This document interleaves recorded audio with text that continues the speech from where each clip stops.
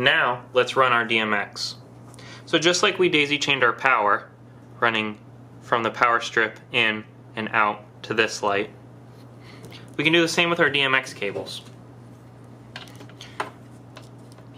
What we'll do is we'll pretend the board is off here, which we'll get to later, and we're going to run DMX from that board into our first light, which we want to be this one. So make sure that the pins are orientated the right way. For the female heads, they have the button snap here, so typically on the light the other locking part is built in, versus the male ends, which have that spacer for the lock on this part, which has the push button. Push button, push button. So we'll lock that in, and then we need to daisy that. So we'll hook that one in there, and we'll come right over here to this light.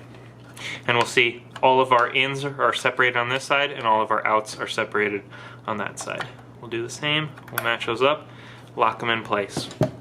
So now we're DMX connected.